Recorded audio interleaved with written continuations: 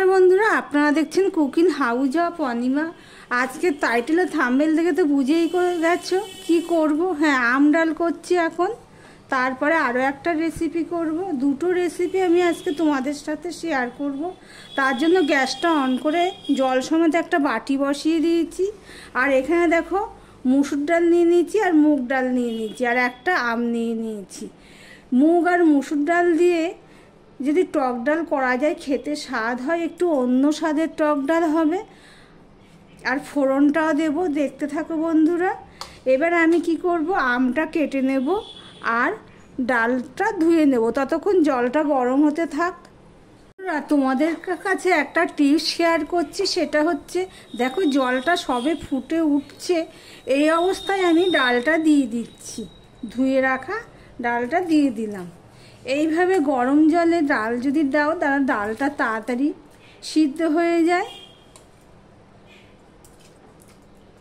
ভিডিওটি যারা দেখছো লাইক দিয়ে কন্টিনিউ করো। সমস্ত ডালটা সিদ্ধ দিয়ে দিয়েছি, এবার সিদ্ধ হওয়া পর্যন্ত আমি অপেক্ষা করব। আর মাঝে এসে আমি এইভাবে ফেনা হবে, ফেনাগুলো ফেলে দেবো। এইভাবে একটু নেড়ে দিলাম। ডালটা সিদ্ধ হতে হতে আমি এখানে কতগুলো ভেন্ডি নিয়ে নিয়েছি। এই ভেন্ডির একটা রেসিপি তোমাদের সাথে শেয়ার করব।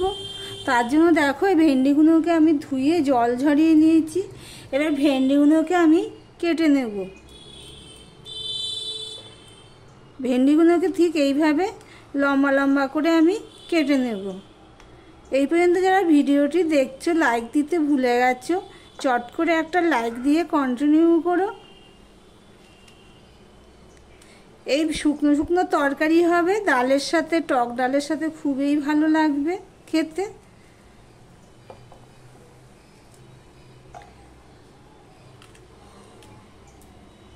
দেখো বন্ধুরা, ঠিক এইভাবে লম্বা লম্বা করে আমি ভেন্ডিগুলো কেটে নিচ্ছি, দেখতে থাকো বন্ধুরা।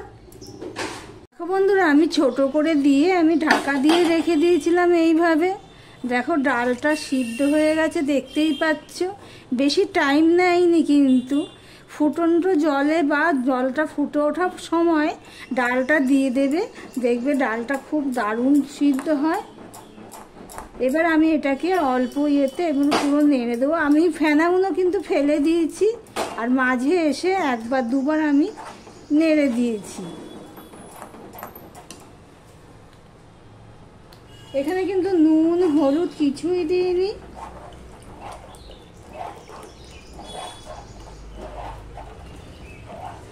ডালটা পাতলা যেমন লাগবে সেই অনুপাতে তোমরা জল দিয়ে দেবে। তবে টক ডাল পাতলাই হয়, বেশি ঘন তো হয় না। যত পাতলা করা যায় ততই খেতে ভালো লাগে।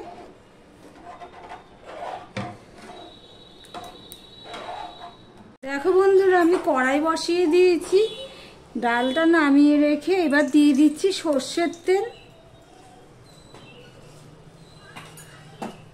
দিয়ে দিচ্ছি একটা শুকনো লঙ্কাকে দুভাগ করে দিয়ে দিলাম। দিয়ে দিলাম 5 ফোড়ন।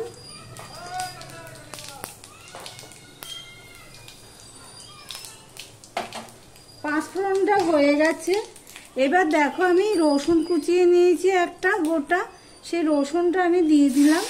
টক ডাল যারা করো রসুন দিয়ে যদি না করে থাকো একবার বানিয়ে খাওয়ার অনুরোধ রইল। আর দিয়ে দিলাম 2টো লঙ্কা।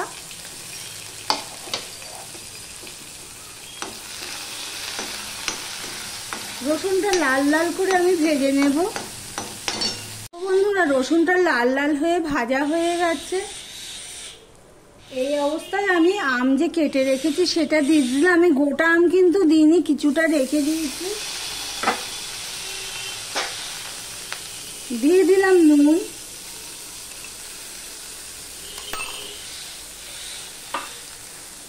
দিয়ে দিলাম হলুদ।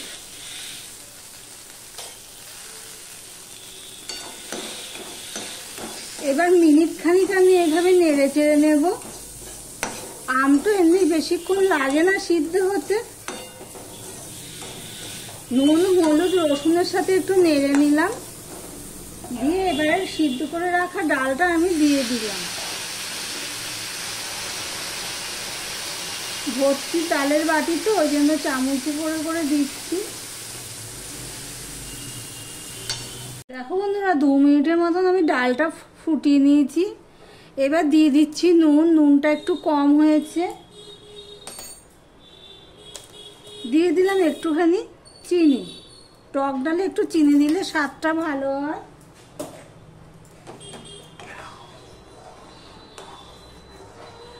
তাহলে টক ডাল তো হলো। এবার চলো ভেন্ডি করব। গ্যাসটা আমি অফ করে দিলাম। টক ডাল আমার রেডি হয়ে গেছে, দেখতেই পাচ্ছ। এইভাবে না করে থাকলে একবার বানিয়ে খাওয়ার অনুরোধ রইল। দেখো কড়াইটা ধুয়ে আমি পরিষ্কার করে বসিয়ে দিয়েছি। কড়াইটা দেখো গরম হয়েছে নাকি দেখি। কড়াইটা গরম হয়ে গেছে, তেল দিয়েছি, দেখতেই পাচ্ছ তেলটা ইয়ে হচ্ছে। এবার আমি সর্ষের তেল দিয়ে দিলাম।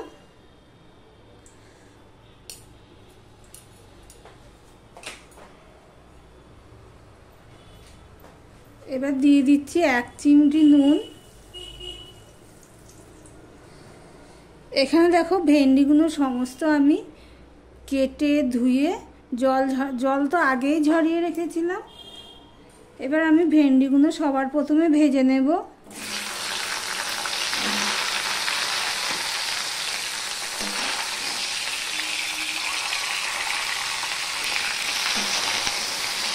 ওই ভেন্ডিটাই মনে হলো কালো কালো কি, তাই জন্য তুলে নিলাম, দেখবো কি কালো এটা।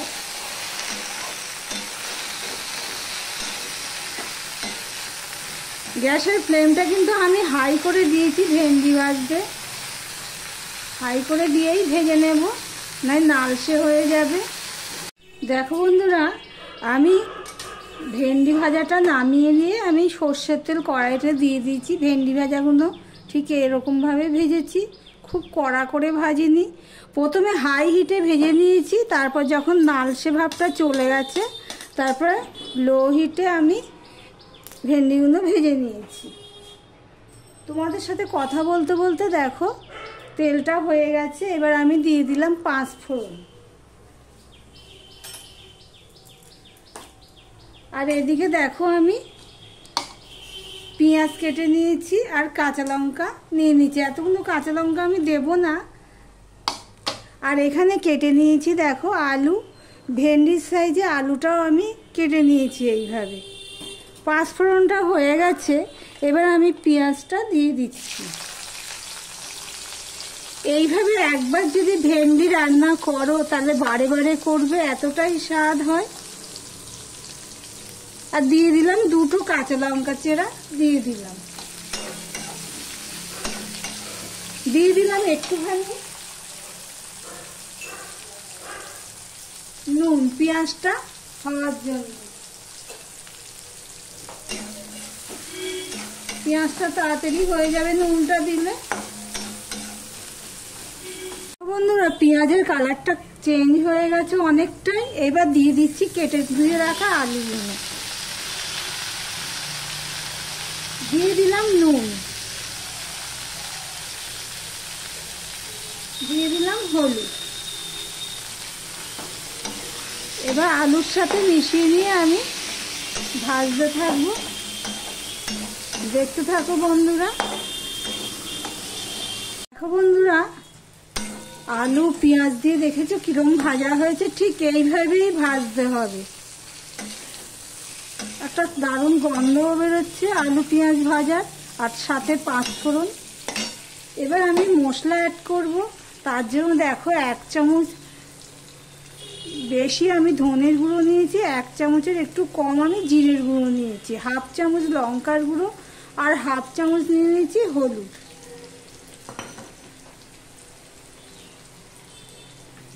একটু জল দিয়ে দিলাম।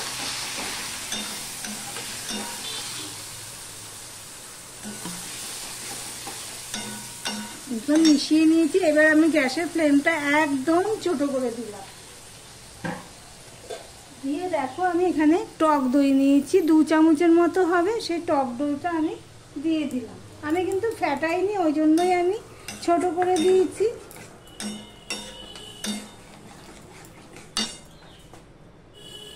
এবার দিয়ে দেবো একটুখানি করে চিনি, অল্প একটু আমি চিনি দিয়ে দিলাম, যেহেতু টক দই দিয়েছি সেই জন্য। এবার সম্পূর্ণটা মিশিয়ে নিয়ে আমি কষাতে থাকবো। দেখো বন্ধুরা, আলুটা প্রায় 90% মতন কষানো হয়ে গেছে মশলা সমেত। এবার আমি দিয়ে দিচ্ছি ভেজে রাখা ভেন্ডিগুলো। ভেন্ডিগুলো দিয়েও আমি মিনিট খানিক কষিয়ে নেব। মিনিট খানিক আমার কষানো হয়ে গেছে। এবার দিয়ে দিচ্ছি জল। বেশি দেবো না জলের পরিমাণটা, কেননা সবগুলোই তো ভাজা হয়ে গেছে। এবার আমি ঢাকা দিয়ে 5 মিনিটের মতন ফুটিয়ে নেব, লো টু মিডিয়ামে দিয়ে। দেখো বন্ধুরা, 5 মিনিট ফুটিয়ে নিয়েছি, আলুটাও সিদ্ধ হয়ে গেছে। নুনটা আমি চেক করে নিচ্ছি, ঠিকই আছে। দেখতেই পাচ্ছ কতটা শুকনো। এবার এর মধ্যে আমি দিয়ে দিচ্ছি গরম মশলা, দিয়ে দিলাম একটুখানি চিনি, 1 চামচের মতন হবে চিনি। এবার সম্পূর্ণটা আমি মিশিয়ে নিচ্ছি।